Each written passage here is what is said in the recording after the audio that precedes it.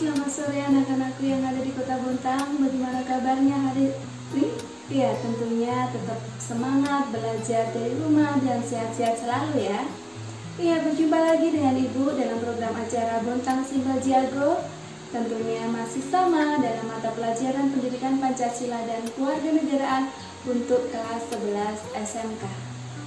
Iya, anak-anak, sore hari ini kita akan belajar bersama-sama mengenai sistem hukum nasional. Sudah ada yang pernah tahu apa itu sistem hukum nasional? Sudah pernah dengar? Iya, mari kita akan belajar bersama-sama di sore hari ini. Mulai, kita langsung saja mulai dan kita lihat slide berikut. Nah, mari anak-anak, mari kita perhatikan slide berikut.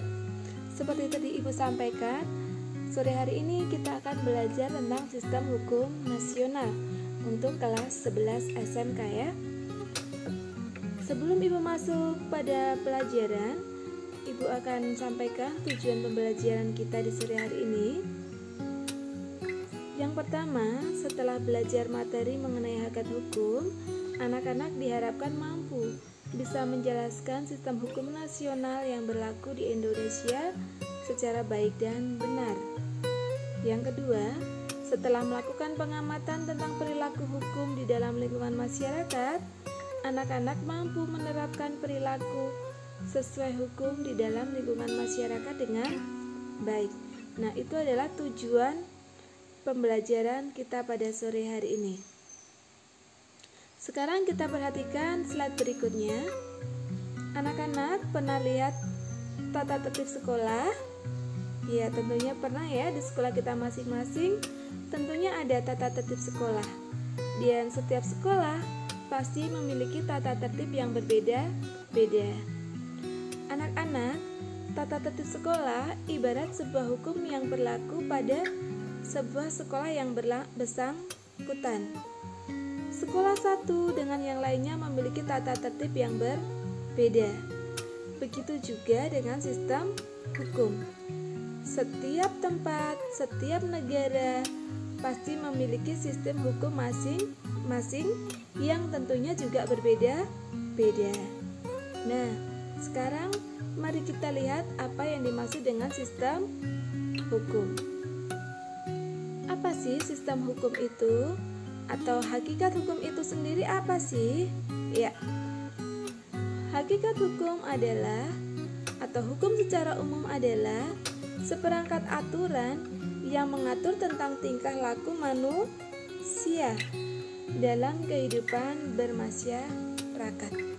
Atau bisa juga kita sebut, hukum itu adalah aturan, tata tertib, kaidah hukum yang memiliki sifat memaksa dan mengatur. Atau bisa juga kita sebut juga, hukum itu adalah peraturan mengenai tingkah laku manusia di dalam pergaulan masyarakat. Bisa juga kita sebut, hukum itu peraturan yang memiliki sifat memaksa dan memiliki sanksi yang tegas. Nah, itu tadi adalah hakikat hukum. Sekarang kita lihat unsur-unsur hukum. Unsur apa saja sih yang ada di dalam hukum? Yang pertama, hukum itu adalah aturan tentang tingkah laku manusia. Jelas ya, hukum itu adalah aturan yang mengatur tingkah laku manusia supaya manusia itu berperilaku menjadi lebih baik. Makanya harus ada aturan hukum. Kemudian, yang kedua, hukum itu berisi perintah dan larangan. Jadi di dalam hukum itu ada perintah dan larangan. Apa yang boleh kita lakukan dan apa yang tidak boleh kita lakukan. Yang ketiga, hukum dibuat oleh pihak dan lembaga yang berwenang. Jadi yang membuat hukum itu tidak boleh setiap orang membuat hukum, tetapi harus dibuat oleh lembaga-lembaga yang berwenang membuatnya. Contohnya nih, di sekolah, tata tertib sekolah itu kan aturan hukum ya. Yang membuat siapa? Siswa? Bukan. Yang membuat adalah pihak-pihak terkait di sekolah. Yang keempat, sifat hukum itu adalah mengatur, memaksa, dan mengikat. Nah, mengatur, memaksa, dan mengikat siapa? Mengatur, memaksa, dan mengikat setiap manusia. Kemudian yang kelima, unsur hukum yang kelima adalah hukum itu memiliki sanksi tegas dan nyata. Nah, jelas ya anak-anak bahwa hukum itu tidak hanya berisi tentang perintah dan larangan, tetapi di dalam hukum itu berisi sanksi tegas dan nyata. Jadi kalau kita melanggar aturan hukum, tentunya ada sanksinya, tentunya ada konsekuensinya yang harus juga kita terima. Selanjutnya kita lihat, apa sih tujuan adanya hukum? Tujuan hukum yang pertama adalah mencegah perilaku yang sewenang-wenang. Mencegah perilaku sewenang-wenang itu yang seperti apa? Contohnya, menjaga jangan sampai terjadi perbuatan main hakim sendiri di dalam pergaulan masyarakat. Jadi tidak serta-merta langsung kita main hakim sendiri, tetapi setiap pelanggaran itu harus diselesaikan secara hukum.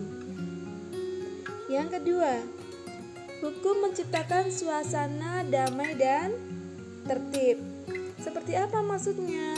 Ketika ada aturan hukum, itu menjamin ketertiban, ketentraman, kedamaian, kemudian adanya keadilan, kemudian adanya kebenaran, dan lain sebagainya, sehingga bisa menciptakan suasana damai dan tertib.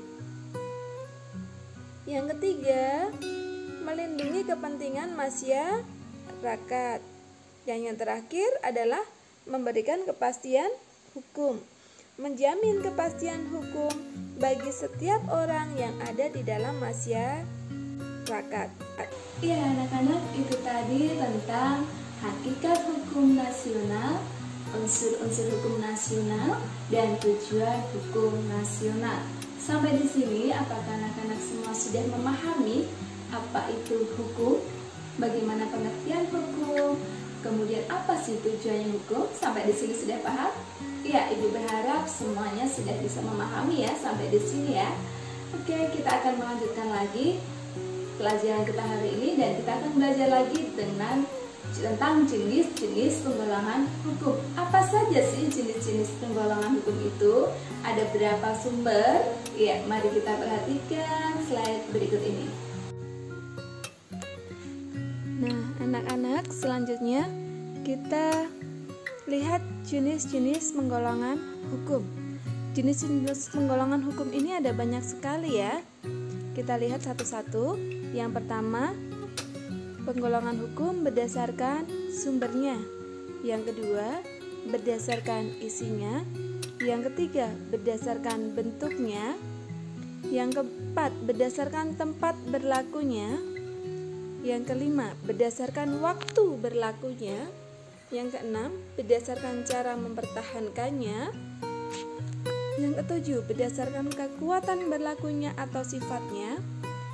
Yang kedelapan, berdasarkan wujudnya. Dan yang terakhir, berdasarkan luas berlakunya. Sekarang, mari kita lihat satu-satu jenis penggolongan hukum. Yang pertama, kita lihat hukum berdasarkan sumbernya. Hukum berdasarkan sumbernya ini ada beberapa macam ya anak-anak, ada 5. Yang pertama, hukum undang-undang. Apa sih hukum undang-undang? Hukum undang-undang yaitu hukum yang tercantum dalam peraturan perundang-undangan. Jadi ada wujud nyatanya berbentuk peraturan undang-undang. Kemudian, yang kedua adalah traktat atau hukum antar negara. Traktat yaitu hukum yang ditetapkan oleh negara-negara di dalam suatu perjanjian antar negara. Jadi traktat ini adalah hukum yang dibuat oleh antar negara melalui sebuah perjanjian. Yang ketiga adalah jurisprudensi atau keputusan hakim. Jurisprudensi itu adalah hukum yang terbentuk karena adanya keputusan hakim atau adanya ketetapan hakim. Yang keempat itu adalah kebiasaan. Kebiasaan yaitu hukum yang terletak dalam aturan-aturan kebiasaan. Hukum itu terbentuk karena adanya suatu kebiasaan. Yang terakhir adalah doktrin. Kita lihat selanjutnya, hukum berdasarkan isinya. Hukum berdasarkan isinya itu dibedakan menjadi dua, yaitu hukum privat dan hukum publik. Hukum privat adalah hukum yang mengatur kepentingan antar warga negara atau hukum yang mengatur hubungan antar individu yang satu dengan individu yang lain, termasuk negara sebagai pribadi. Nah, anak-anak, contohnya hukum privat itu apa? Hukum perdata. Hukum perdata ini adalah hukum yang mengatur antara individu yang satu dengan individu yang lain. Yang kedua adalah hukum publik. Hukum publik adalah hukum yang mengatur kepentingan publik atau kepentingan umum. Nah, kita bisa lihat hukum publik itu bisa kita lihat contohnya adalah hukum pidana karena menyangkut kepentingan umum.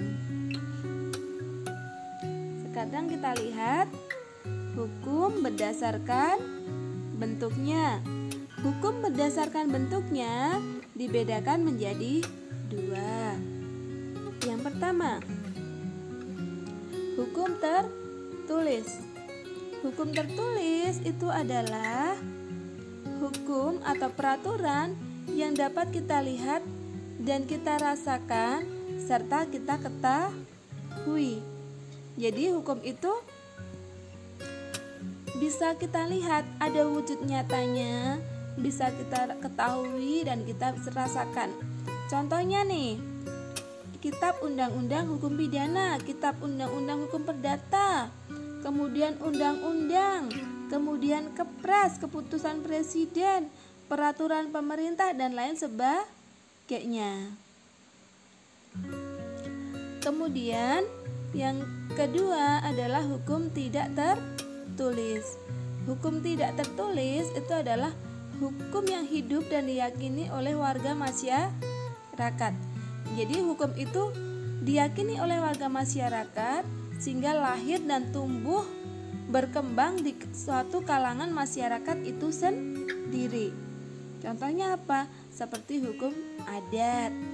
Itu adalah hukum yang tumbuh dan diyakini dalam suatu kalangan masyarakat itu sendiri. Kemudian kita lihat lagi berikutnya, hukum berdasarkan cara mempertahankannya.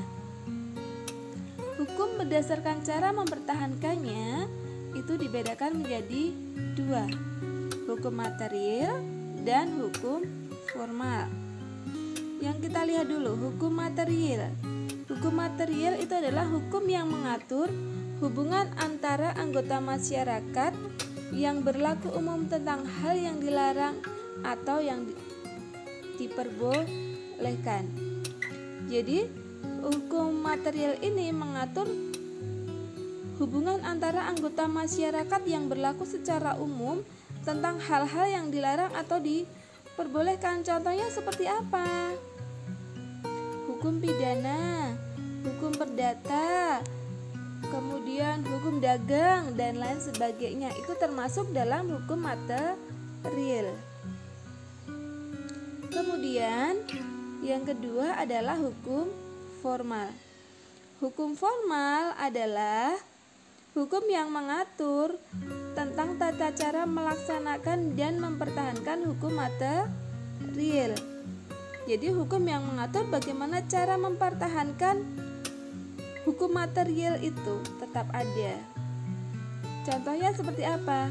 Adanya hukum acara perdata, adanya hukum acara pidana, itu termasuk hukum formal.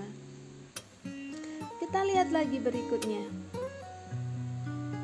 Hukum berdasarkan waktu berlakunya. Nah, berdasarkan waktu berlakunya ini juga dibedakan menjadi dua macam.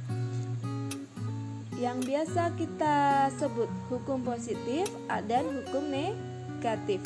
Ius constitutum atau hukum positif dan ius constituendum atau hukum negatif. Sekarang kita lihat satu-satu. Apa itu hukum positif? Hukum positif adalah hukum yang sedang berlaku dalam suatu masyarakat dalam tempat dan waktu tertentu. Misalnya, Undang-Undang 1945.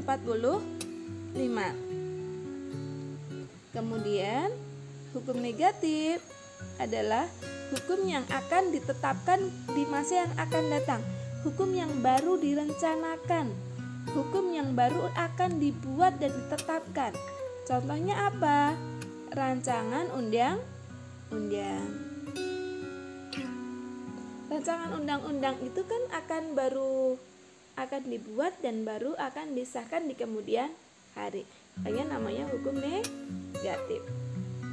Sekarang kita lihat lagi hukum berdasarkan tempat berlakunya. Hukum berdasarkan tempat berlakunya dibedakan menjadi dua, hukum nasional dan hukum internasional. Hukum nasional adalah hukum yang dibuat oleh negara tertentu dan berlaku dalam batas-batas wilayah tertentu. Jadi hukum nasional ini hukum yang berlaku dalam wilayah suatu negara tertentu. Antar negara memiliki hukum masing-masing. Jadi misalkan Indonesia, hukum yang berlaku di Indonesia ya hanya berlaku di negara Indonesia, tidak berlaku di negara-negara yang lain. Kemudian hukum internasional adalah hukum yang mengatur hubungan antar negara. Jadi kalau hubungan internasional ini adalah hukum yang mengatur hubungan hukum antar negara dalam dunia internasional. Jadi berlakunya secara universal, secara keseluruhan antara negara yang satu dengan negara yang lain. Melalui apa? Melalui perjanjian internasional. Sekarang kita lihat lagi berdasarkan sifatnya. Hukum berdasarkan sifatnya. Berdasarkan sifatnya, hukum ada dua, bersifat memaksa dan bersifat mengatur. Bersifat memaksa kita lihat. Hukum bersifat memaksa itu adalah hukum dalam keadaan konkret menjadi prioritas untuk dilaksanakan. Maksudnya seperti apa? Jadi hukum yang dalam keadaan bagaimanapun juga harus dan mempunyai paksaan mutlak. Misalnya nih, ketika ada orang melakukan pembunuhan, maka sanksinya harus merupakan paksaan dan wajib dilaksanakan. Itu namanya hukum bersifat memaksa. Yang kedua, hukum yang bersifat mengatur. Hukum yang bersifat mengatur artinya aturan hukum yang dapat dikesampingkan para pihak yang bersangkutan apabila telah ada peraturan lain atau perjanjian. Jadi, hukum yang mengatur ini, hukum ini dapat dikesampingkan ketika ada sebuah perjanjian atau peraturan lain yang ada. Contohnya nih, dalam pewarisan, masalah suatu pembagian warisan. Ketika ada perjanjian atau ketika ada surat wasiat, hukum-hukum yang lain bisa dikesampingkan karena adanya surat perjanjian atau adanya surat wasiat. Nah, kemudian berikutnya, hukum berdasarkan wujudnya. Berdasarkan wujudnya, hukum juga dibedakan menjadi dua, hukum objektif dan hukum objektif, subjektif dan objektif. Kita lihat yuk hukum objektif itu apa. Hukum objektif itu adalah hukum yang berlaku umum dan tidak mengenai orang atau golongan tertentu. Maksudnya seperti apa? Hukum ini hukum yang mengatur hubungan antara dua orang atau lebih yang berlaku secara umum. Atau bisa juga dengan kata lain, hukum dalam suatu negara yang berlaku umum dan tidak mengenai orang atau golongan tertentu. Yang kedua, hukum subjektif. Hukum subjektif adalah hak dan kewajiban seseorang yang diperoleh berdasarkan hukum objektif. Jadi, di dalam hukum subjektif itu adalah hukum yang timbul dari hukum objektif dan berlaku terhadap seseorang atau lebih. Ya, atau seringkali hukum subjektif ini disebut dengan hak dan kewajiban setiap orang.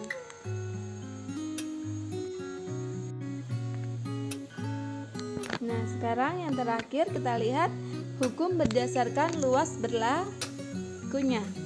Hukum berdasarkan luas berlakunya, yang pertama adalah hukum umum dan yang kedua adalah hukum khusus.